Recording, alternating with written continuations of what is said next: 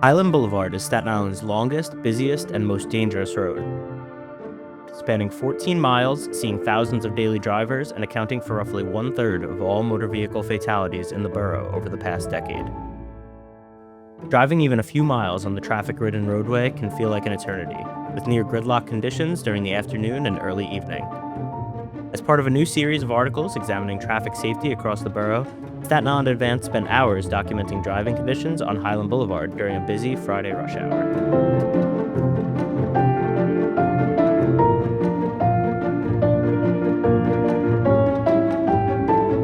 I'm Eric Bascom, lead data reporter here at the Staten Island Advance and SILive.com. I'm joined today by my colleagues, Mike Maddeo, traffic and transportation reporter, Luke Peatley, breaking news, and Shana McLawrence, also on the breaking news team. We've been working on a new series of articles you may have seen looking at traffic safety on Staten Island, which has become a major concern in recent months. We've seen 7 pedestrian fatalities over the past 4 months, including several on Hylan Boulevard. We spent hours of our day stationed along the longest thoroughfare in the borough. I was in my car with the dash cam, driving up and down and having a nightmare of an experience back and forth for 5 hours, just getting up and down Hylan Boulevard to see how long it would take. And my colleagues were stationed at various points where traffic tends to build up along Hylan Boulevard. And so I'm going to introduce them and let them talk a little bit about what they saw during that time. So Mike, I know that you were over at Old Town Road to start, and then you were moved a little later in the day to a different location. So talk to us a little bit about what you saw. I started up at Old Town Road, right near where the train station is. For the Staten Island faithful, I was right next to Royal Crown, pretty much St. Dorothy's. We started our day at about 2 p.m., so I was there just as cars started lining up for the school dismissal traffic. And that definitely played a part in it, but by about 2:45, I think most of the kids had come out of the school, and the parents that were in what would be the bus lanes don't take effect until about 4 p.m., so I don't think they had any problem with being there. They were gone. Things were moving. Honestly, the worst thing I saw about Old Town was the traffic from the 2 parking lots over there. The CVS is a big one. People waiting to turn into one of the 2 Royal Crown parking lots was a big one, and that would sometimes back things up down a little bit. And then at about 4:30 or so, just to kind of get an idea of the end of where we felt the traffic was the worst on Hylan Boulevard, I moved down to Hylan and Beach Avenue, I believe it is, right where the Boulevard Shopping Center is, just to kind of get a, both ends of the street there. And it was really interesting because I was from where I was standing, I was able to see up to Newdorf, where Newdorf Lane, and even further back where I know the traffic is always worse. And then inexplicably there'd just be a giant gap of open asphalt. And I'd be like, what happened? Where'd everything go? So it was definitely interesting to be on both ends of the traffic that day. Yeah, and I think you made a great point about the school dismissals. That's something that we definitely noticed. And, there are just so many different schools along that stretch of Hylan, right? And different dismissal times. But you mentioned St. Dorothy's. There's also by Midland, there's a school right over there that I know that Luke will probably talk a little bit about. And then we've got obviously Newdorf High School, which Shana will talk a little bit about. So let's move on to you guys. What was it like, Luke, over at Midland? Yeah, well, I'm over there in that stress-inducing stretch of road. I'd call it the epicenter. I think anyone on this island knows on Hylan, going to Midland, it's a mess. It's a real mess. Before that, you have some car washes. Then you have Midland and Hylan. That's where I was for about 2 to 6:30 p.m. I was there. I saw the dismissal of kids. You have double parked cars on Midland, so that makes a mess on Midland on its own. Then you have the buses turning onto Hylan, and the traffic itself starting to build up, right, going into the rush hour. And at one point, one of these kids, I don't know if they went to school, but they were a young kid, maybe teen, crossing the street, and someone was turning onto Midland from southbound Hylan, almost hit the kid, kind of went right ahead of him. The kid stopped and started antagonizing the driver. The 2 of them got into a spat. I mean, that speaks to the driving, the recklessness of driving on this island, as well as sometimes the students. And what a mess that could be. I mean, I was in the McDonald's right there in Midland Highland, which must be one of the most busy McDonald's on the island. I would think so, Yeah, I was in there and a security guard was talking to me and he was just telling me about how these kids they have him there as a Private private McDonald's security, security. right? Private McDonald's security, because these kids are as reckless as they are. And he was saying we should look into that. So maybe something to look into in the future. Yeah. But as far as traffic goes, it really started getting bad around 2:30, and the worst of it, it went on. It went on until 5:30. It was still even bad at 6:30. Not great, but a little bit better. What I had seen a lot, I had seen before the 3 o'clock curfew, because I don't know if a lot of people know this. The bus lane that runs down to Tauntonville on Hylan, Yep. people can ride in that. It's only between a certain block of time. I believe it's Monday through Friday, 3 to 7 p.m. Yep. You can't go in there. So prior to that, a lot of people weren't riding in that bus lane. But then, even after 3, a bunch of people were taking shortcuts. But still, the vast majority were in those 2 lanes that were in the bus lane. So that's fine. But it speaks, I guess, to also a bit of enforcement. Everyone who was taking this bus lane, and I'm sure we'll get into that a little bit later. Obviously, you are allowed to use the bus lane if you're making a right-hand turn at the next intersection. People were not doing that. No. People were riding in that bus lane, going through the light, straight ahead, not turning, just simply trying to cut people off and beat the traffic. And so, Shayna, why don't you talk a little bit about what you saw over at Newdorf? It was kind of around 1:30 p.m. that I started to, start to pay attention to the traffic picking up, and maybe 2:15. School safety agents started to come out and start to direct traffic, and that turning lane, those lanes were kind of building up. As far as like people driving down the bus lanes during, bus lane hours, I mostly saw people going down, but also making the right onto a New Dorp lane. The cars that I saw the most going just straight down and just ignoring the rules of the road were luxury vehicles. And that could be dangerous, especially during that busy time. Towards the end of the shift, I'd say maybe about an hour or so, an hour and a half before that, they reduced it to 1 school safety agent because the traffic started to, start to die down from the initial school dismissal traffic. Yeah, and I think everyone knows that Newdorp is one of the most, if not the most dangerous intersection here on Staten Island. I believe, Luke, one of your articles, you took a look at which intersections see the most injury-causing crashes. Right. And Newdorp, I believe, was number 1, right? And then number 2 was Midland. So Right. we made a point to really hit those hot spots. Yeah, bringing that and what Shayna was just mentioning before, Midland and Lincoln were both on that list of some of the most dangerous intersections on the island. Bringing it back to the crossing guard in Newdorp, I was surprised to not see one at Midland, really. I mean, IS2 is down the block on Yeah. Midland. And so, all these kids are crossing. Some are just disregarding street lights, the crosswalks. Others, you have reckless drivers who are just trying to beat the light out. Mhm. It's interesting to see, hey, maybe there should be a school crossing guard there. I'm not sure.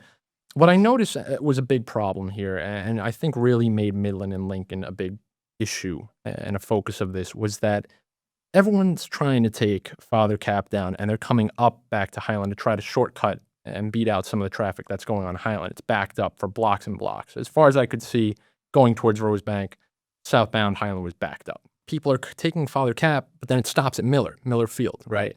The east side of this island, I live in this area, in that area. So I know that we don't have that expressway. We don't have the West Shore Express. We don't have the Korean War vets. We don't have the SIE.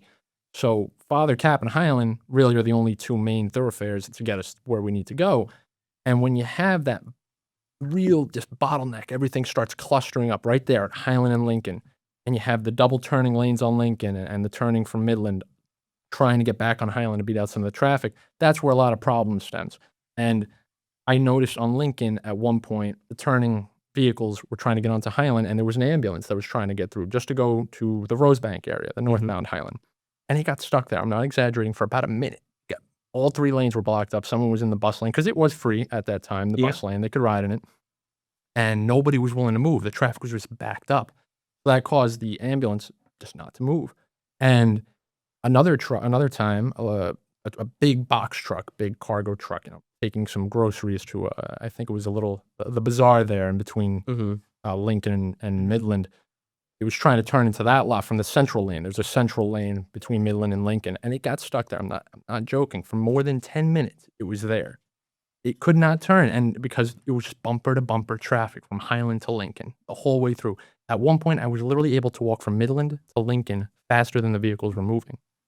It gets that bad, and Oh, and I know. yeah, the lights there. I mean, I'm sure you could speak to it. There are multiple lights, and they're not maybe not in sync perfectly, that doesn't help. You have the light at Midland, the light at Lincoln. Yeah. You have the 2 lights near the precinct, another light right after that, and then another one where the old ShopRite used to be. Right. And not all of them are in sync, right? One goes out, one goes in. Mm-hmm. 1-minute intervals of red and green, and everyone's just getting stuck because you got the vehicles turning, backing up the traffic, stops the northbound flow. Southbound flow's screwed up too because those guys are turning. Guys who are trying to turn onto Lincoln can't do it, and it's a real mess. And I think something needs to happen, whether it's crossing guard, reevaluation of these lights. Something needs to happen. And I don't even know what like the right answer is in terms of the syncing on those lights, because from 3:45, 4 p.m. to just about 6. There's so many cars trying to get in those spots. When we were doing this project, I was thinking about this, and I really couldn't think of a way, because I felt like any combination you tried that I could think of, at least I am not a civil engineer, I'm just putting that out there now. Any combination I could think of trying, I didn't see it making things much better, because either you're prioritizing the cars going straight at the expense of the cars, especially by Lincoln, of the cars trying to make that left turn near like the White Castle, Right. or you're keeping the options open for the turning lanes, and that backs things up more on the street. Like it's because of what you brought up. I feel like it's not that someone did it on purpose, but it's such it's such a perfectly created nightmare that Yeah. I don't know how to address it Perfect story. without this huge capital Revamp. project that Yeah. and like. And how much how Yeah. much traffic would a construction Yeah. project of that Yeah. nature cause on Hylan Boulevard? And just to backtrack a little bit, and maybe Jason can edit this to the front of the video if he so chooses, but I want to set the stage a little bit more for what exactly we were doing in terms of trying to determine which time was the worst to be driving down Hylan Boulevard southbound. So I started on Hylan Boulevard and West 20 Ward Road right by St. Joseph Hill Academy. I traveled southbound until Guy, and the reason we did that is because that's typically when traffic seems to let up a little bit and get a little more free flowing after that point. So the idea was I would start on hour intervals. So I started one ride down at 2 p.m., another at 3 p.m., 4 p.m., 5 p.m., 6 p.m. to try and see when is traffic really the worst along Hylan Boulevard. And what we found was kind of your standard bell curve situation, which was when you start at 2 p.m., this is before a lot of the dismissals are really starting or maybe just getting underway. It took me about 23 minutes to get down from West Fingerboard to Guy. And then you get to 3 p.m., this is pretty busy. It took about 42 minutes. 4 p.m. is where it peaked. It took me almost 46 minutes to get all the way down. And then you start to see it ease up a little bit. 5 p.m., it took 34 minutes. And then by 6 p.m., it was 24 minutes. So we're back almost to where we started at the 2 p.m. So you see 2 p.m. down here, working its way up.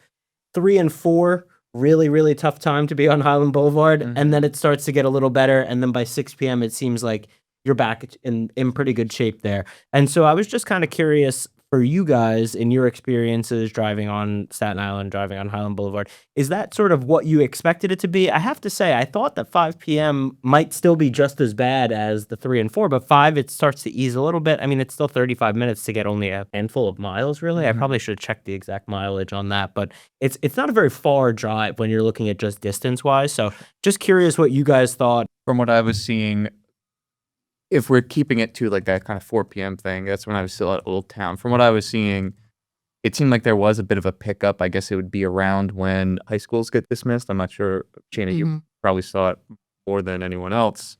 That seemed to, because I think that's like when high school is a little strange in that like a lot of people are taking buses, but there's at least the ones on Staten Island, I'll say there's still a lot of like parental pickup. So by Old Town, I know the big high school up there is St. Joseph Hill. I always want to call it Yeah. St. Joseph Hill. There we go.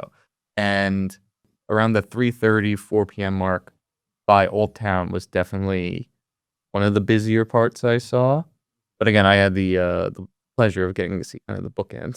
So Yeah, no, that's a good point. And just to go back and clarify a little bit, that route that I was driving was only 4 miles long. So 4 miles, So so the 10 idea- minutes a mile. Yeah, pretty much. Well, at the worst. I've been telling you guys this was like if they added an 8th layer of hell just for me, it would be driving back and forth on Hylan Boulevard 5 times during rush hour. It was really excruciating. And so I can imagine for people who have to do that drive every day, I understand that frustration. I understand their desire to skip through some traffic and speed through the bus lane and all that stuff. But as we mentioned earlier, it's incredibly dangerous, and we know that. The numbers show that. We've seen it over and over again. We just saw another pedestrian lose their life on Hylan Boulevard, 3 in the past 4 months just on Hylan Boulevard. It really is a major issue. I understand people's frustration, but driver behavior is such a big part of what we're seeing in terms of these uptick in pedestrian fatalities and traffic fatalities on Staten Island. I took a look at kind of the root causes of those things, and a lot of it is driver inattention was number one, or distraction, so people not paying attention, failure to yield the right of way, which to me means that you're impatient. 90% of drivers, I would imagine, know who has the right of way in a given situation. If you're not adhering by that, it's because you want to just make your turn real quick before the pedestrians get to cross or whatever it might be. So a lot of this is on the drivers, and so I want to talk a little bit about potential solutions, and it's difficult because the real solution is for Staten Islanders to stop driving like jerks. I don't know that that fixes the traffic, but maybe it helps with the safety aspect. But in terms of fixing the traffic, because I guess that is why we're here, any thoughts on what can be done on Hylan to just make things go a little more smoothly? You mentioned before how much time it takes for people to get where they got to go. Time's a pretty valuable resource. You can't get it back. And, who has a soccer practice at 5 p.m.? Who's trying to go to their piano rehearsal? Who's going to a doctor's appointment? So it's pretty easy to see why some of these people are in a rush to get where they need to go. Put this in perspective. It takes 45 minutes to get 4 miles. Jersey, think about how far you can get when you go to Jersey, right? Yeah. I mean, to get to Atlantic City, South Jersey, it's 2 hours. Almost half of that just to go from 4 miles on this island. Yeah, Just to go from your home to your doctor's office. What is that? It's a mess. And I think that plays into people, right? Someone's just trying to come home from work and have dinner, right? And what toll does that take on people making dinner, right? They don't have the time to do it. But that can rile people up. And this is, like you mentioned before, the ability of drivers to try to reel that in, to try to control that rush. It's tough, and it could contribute to some incidents. Now, solutions, I spoke to some people while I was there at Midland and Hylan. Spoke to a bicyclist who was telling me could never imagine riding a bike on Hylan. Could never, right? He was trying to get around, but he was doing it, rode on the sidewalk because he had to get where he needed to be, try to be out this traffic. Another woman was telling me she doesn't know what the solution is, but, maybe it's the bus lanes. Maybe the bus lanes are a problem. Maybe having that third lane entirely open is the way to go. Keeping the lanes, all 3 lanes open, letting traffic flow. Of course, I've had other people tell me what I've mentioned before, Father Cab being extended. How that can be done, I'm not sure. You have the field there, you have the beaches. I don't know if that's really a feasible idea. Someone else had mentioned that even though they feel the speed cameras are a money grab, they feel maybe red light cameras should be installed at every light because really, enforcement, people were blowing through these. One guy, he was frustrated. He looked like he was coming home from work. He had a tie on, white dress shirt. He was in a pickup truck. He was trying to go through the bus lane, which, again, was restricted at the time. Someone was blocking the way. They were trying to get out of the bus lane so they don't maybe get pulled over for a ticket. Yeah. And so he was honking, and by the time it was a blatant red light, blew right through it. And it's incidents like that where you could see, okay, maybe there's a pedestrian that was crossing. Maybe there's a car that was moving. And he hits that because of that inattention or that, that recklessness. The last thing I wanted to say that another reader had reached out to me about was police enforcement. I saw some police there stationed between Midland and Lincoln a few times throughout the day. One was by the Bonchon. Another one was over at the gas station in Mobile. And there were plenty of times where there were, infractions, traffic infractions, where someone could, just do something, whether they went through a red light, kids with ski masks and motorbikes without license plate blatantly weaving through traffic. All these types of little things. People driving through bus lanes. I didn't see anyone get pulled over at all through my whole time there. Whether that speaks to a larger issue on enforcement, and the reader had expressed that to me, that they feel the NYPD really should start to crack down on that, to curb that, and encourage, I guess, safer driving behavior. In terms of the bus lane thing, I know that this is something that we hear a lot from readers or other Staten Islanders that we talk to, where it's like, the bus lane is pointless or the HOV lane is pointless, and you should just open that up to be another lane of traffic to help all these cars get through.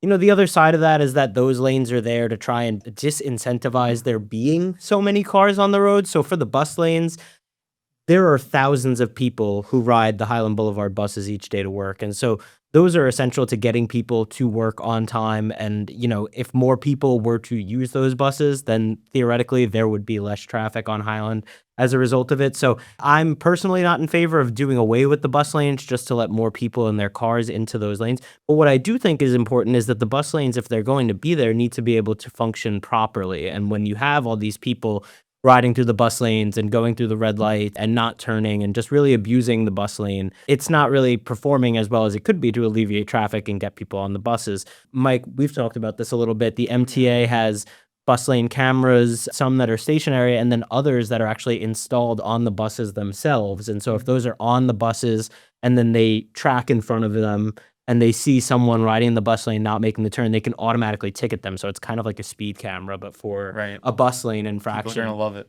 Yeah, people will love it. As we know, people love automated enforcement here on Staten Island. But things like that, I think, could actually help because then you're speeding up the bus trips. Right. If the buses are running more efficiently, maybe more people are willing to take those buses. So I think that would be one way to do it. And I think just generally expanding our mass transit options in general, we need to just reduce the reliance on driving here on I Staten think Island. especially being on an island, a very common answer is that let's just build out answer. I get it. But like we're on a very limited amount of like geographic space. Like I couldn't think of a way to add another lane, even if it wasn't just the bus lane. I couldn't think of another way to add another lane to Hylan Boulevard. There's no way, yeah. But even in places where you can add lanes, but I'm thinking there was like one interstate in Texas, you could throw a rock and hit empty land where they just kept adding lanes onto it. And the only result of that is more people started driving because that's where they were putting the money in. And I think to Eric's point, and I'm not saying the MTA is doing it well, but the point is like the less cars on the road, the more, like if 1,000 people take the express buses coming home in like the 4 to 7 time, that's 1,000 less cars worth of space on the road, if that makes sense. It's a tricky thing because, another thing that someone I spoke to, I think they were waiting for the bus, they expressed to me was just we're overpopulated. That was the most common thing I heard. They were all expressing there's just too many people. And I understand the idea and desire to try to expand the mass transit options. We're an island, like you said, we're pretty far from the city. A lot of people, the jobs are in the city. Mm-hmm. But we're also, how do people get around locally, right? We're a car-reliant borough. We really are. It's not like Brooklyn where we have all these interconnecting subways or bus lines.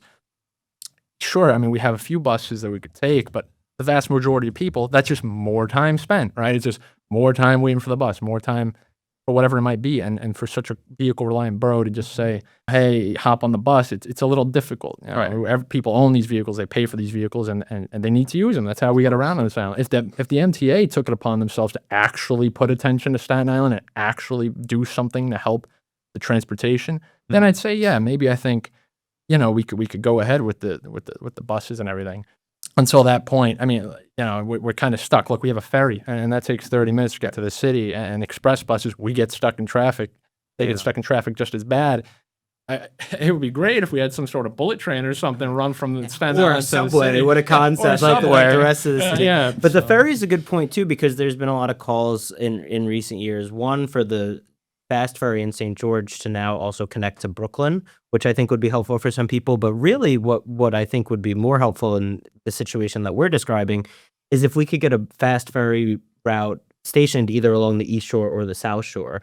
And that's a way that the people who are taking the express buses are taking their cars up Highland to try and get into the city. They could potentially use that as an alternate form of transportation. We hear it time and time again, like we are on an island. Our waterways are underutilized right now, in my opinion, from a transportation perspective. It's great that we got the new fast ferry to go along with the Staten Island ferry. Both of those are right next to each other. Those are kind of serving the same people. And so if we could get a fast ferry route somewhere else, maybe along that East Shore of Staten Island, along Hylan Boulevard, that could potentially be a way to take some cars off the road. But, like you said, it's just we are the most car-dependent borough. In one of my articles, I took a look at that by the numbers, and I saw that more than 80% of Staten Island households have at least one vehicle, and we have 32% of our households have 2 vehicles, and 13% have 3 or more. So we have not just everyone has a car, a lot of people have multiple cars, and one house could be one person driving here today, the other's driving here doing this. I think, Luke, your point is perfectly put, is that yeah, it's great if we can reduce our car dependence, but without the city or the state investing and giving us those other alternatives, people are just going to need to keep driving. And so if that's the case, then what is really the ultimate solution there? So Bear with me. This might sound a little bit crazy. let's go out of the box Let's here. increase the speed and put up Oh. barriers on the side so that, that protects pedestrian traffic, right? Like, concrete barriers or something. So that, maybe that would transform Highland into more so a highway instead of just, a regular street. I think kind the of like New difficult- Jersey. Yeah, no, I know what you're saying. I think the difficulty there is that there are so many businesses along Hylan Boulevard that you need to be able to access, and so many side streets as well. Mm-hmm. Also, honestly, I love the idea of being able to drive a little bit faster on Hylan Boulevard, but as we noticed, with the amount of traffic, you can't really go any faster. Like, it doesn't matter if the speed limit was 20 miles an hour or 10 miles an hour. I wasn't really able to go much faster than that anyway. I like the ingenuity there. I just don't know the practicality given like all the businesses and the needs to. I mean, there'd be a lot of exits on that highway. It would be definitely, Goes but back to what we said. It would be some big capital project that everyone would hate. Yeah, exactly. and you'd have to report on it for 5 years. So Yeah. All right. Well, any closing thoughts for you guys? It's not a complete thought, but let's roll with it. When I moved from the Old Town location to the Beach Avenue location, Shayna was up at Newdorp. Mhm. I was able to see all the traffic by her, and maybe I said it earlier. And then once you got past like where the Applebee's used to be, the shopping center, you just see these long stretches of like empty asphalt. And like I said, like I don't understand. The traffic just ends. That's like when we pick a guy in as like the end point, it does just end right around there. And to the life of me, I know the answer is probably very simply like because like people have turned off onto other streets at that point, but I don't understand how you can have such extremes within 4 blocks of each other, give or take. Because by the time it was 5:30, 6 o'clock between Beach and Evitts, that stretch of like the plaza, like I could see almost clear down to Guy, and I was like, there's like 10 cars, 15 cars heading south, and maybe like 10 heading north, and I still don't understand like how you can get from the worst of the worst to it just being clear. Yeah. If anyone has any answers, Mike Madio at siadvance.com. I don't have a solution for you there, but I did just have one more thing I wanted to touch on before we go. I'm not sure that we got into this as much as we had kind of planned on, which is the fact that this whole series is focused on traffic safety, pedestrian safety. We've seen so many pedestrians lose their lives, and I'm not one to victim blame in any situation, but we did notice a lot of jaywalking during our time out there. I saw some on the dash cam of, I'm stopped in the middle of traffic. There's a crosswalk maybe 50 to 100 feet in front of me, but instead of going to that crosswalk, someone just pops up right in front of my car and is walking through the middle of Hylan Boulevard. And we saw, I believe, one of the earlier fatalities that we had reported was kind of a similar situation where someone was on that like weird median thing in Hylan. They could have just went to the crosswalk, but they didn't. Not victim blaming here at all, but there is something to be said about the fact that pedestrians are, in some cases, willingly putting themselves in harm's way by jaywalking when they can go to a crosswalk. And we saw that New York City has now decriminalized jaywalking. So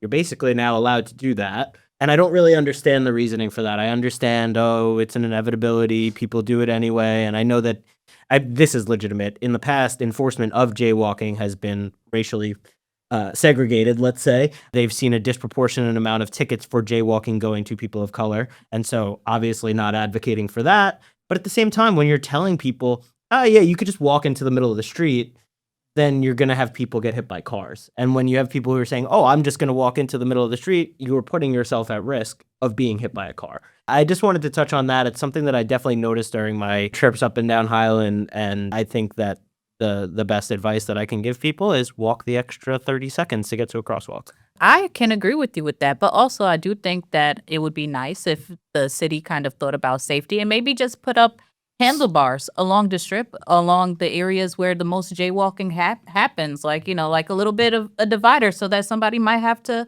kind of duck or go over it. That might prevent somebody, from doing something that could cost them their lives and cost a driver a job. I mean, not just their job, but their life, period, as well. And also, I just wanted to also highlight that, keeping those bus lanes clear for emergency vehicles, like Luke said, 1 minute is a life or death situation here on this island. I'm not sure if people truly realize, but there is a shortage of emergency, vehicles as far as like EMS workers go here on this island. Sometimes they have to come from Brooklyn to serve us. So even 1 minute for something that is already short staffed, could result in the death. You never know when a loved one, a neighbor, anybody that needs, the EMS to come and rescue them from whatever emergency situation they should find themselves in. So I just wanted to, highlight that too. Please keep the lanes clear. And if you can't keep it clear, please just move out the way so that these emergency vehicles could come through. Your stubbornness is not worth somebody else's life. Yeah, Absolutely. I don't know if the barriers or handrails would do much because, as Eric had pointed out, a lot of these medians haven't really proved fruitful. We've seen these actually, in these areas where there have been fatalities and pedestrians being struck. I think a big issue here that we see is enforcement, right? And I mean, this goes to the jaywalking, this goes to the bus lanes, across the board, reckless driving, whatever it might be. I think this is the responsibility of elected officials and representatives of the people to speak out on behalf of Staten Islanders to, I guess, encourage law enforcement, help them do their jobs, work on these little things, because these little things could be big things. Someone speeding and going through a red light could end up, that could have been worse. Maybe he didn't hit someone there at that moment. There could have been a kid crossing with the mom there. I don't know. But if you let it slide over and over and this happens, it's only a matter of time until someone gets hurt. So I think enforcement really is a big issue here. And as far as traffic goes, the answer there, as we've said, isn't really clear. If we had, it would be great if we could just magically, voila, new expressway, east side of the island. That'd be wonderful, but we're not there. I think this island was designed not thinking this many people would be here. I don't know if we have stats on population, but I know We're about 500,000. Yeah. Well, we've boomed, and it's crazy.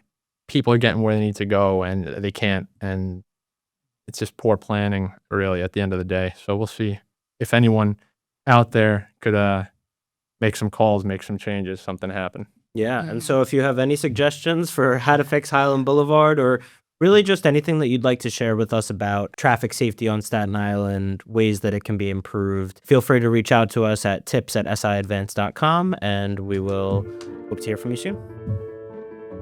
Thanks for watching. For more on this story and more, visit silive.com/transportation to keep up with our reporting on traffic safety on Staten Island.